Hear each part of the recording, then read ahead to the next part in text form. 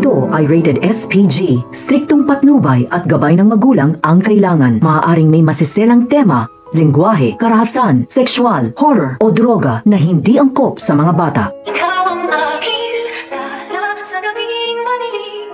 Ikaw ang bawat sana sa lahat ng hiling. Sagot sa akin. Noong una, ayaw ni Carlos na umalis si Annalyn sa East Ridge at lumipat sa Apex dahil gusto niyang pinaparusahan si Annalyn dahil anak siya ng karibal niyang si Doc RJ. Ito pa naman ang dahilan ni Carlos kaya kinutulan niya ang pagpapadala kay Annalyn sa Japan dahil narinig niya na baka lumipat na si Annalyn sa ospital ng tatay niya sa Apex. Pero walang magawa si Carlos dahil napatunayan ni Annalyn na karapat-dapat talaga siya na maging representative ng East Ridge sa Neurosurgeon Conference sa Japan. Kay Annalyn kasi binubuhos ni Carlos ang lahat ng galit niya kay Doc RJ kahit wala namang ginagawang mali si Annalyn at hindi alam ni Annalyn na ito pala ang dahilan. Hanggang sa napagtanto ni Carlos na tama ang sinabi sa kanya ni Michael na dapat paalisin na lang si Annalyn sa East Ridge para makasama niya ang tatay niya sa Apex. Ayon kasi kay Michael, nakakampi ni Carlos, mas advantage para kay Carlos kung wala si Annalyn sa East Ridge dahil wala nang sagabal pa sa pagsasamahan nila ni Lynette. Itong si Michael lumabas rin ang tunay niyang kulay para makaganti lang kay Doc RJ. Ang hindi niya alam, kalbaryo pala ang buhay ni Lynette at Annalyn sa poder ni Carlos.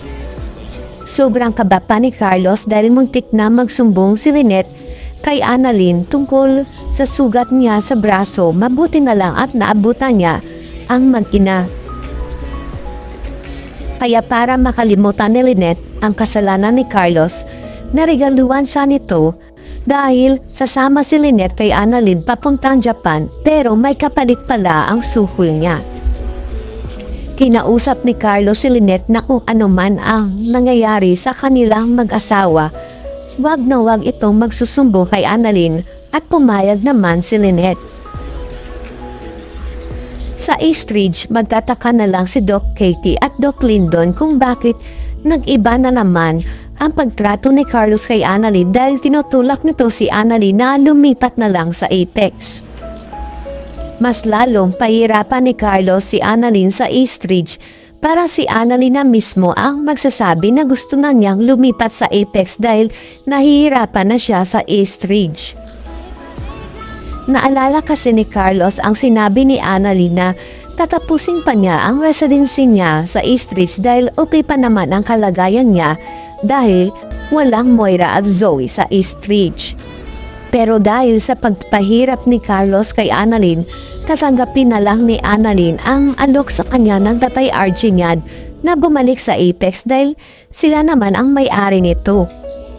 Kaya nang malaman ni Doc Lyndon na plano pala ni Carlos na pahirapan si Annalyn para lumipat ito sa Apex dahil sa kasakiman niya, kailangan nang turuan ng leksyon si Carlos. Dahil ang hindi alam ng lahat, alam pala ni Doc Lyndon na si Annalyn ang tagapagmana ng East Ridge at siya ang nagbabantay kay Annalyn, kaya magsusumbong siya sa may-ari. Lilipat na kaya si Annalyn sa Apex at magkakasama silang tatlo ni Justin at Zoe? O mapipigilan ang paglipat ni Annalyn sa Apex dahil makikilala na niya ang lola niya?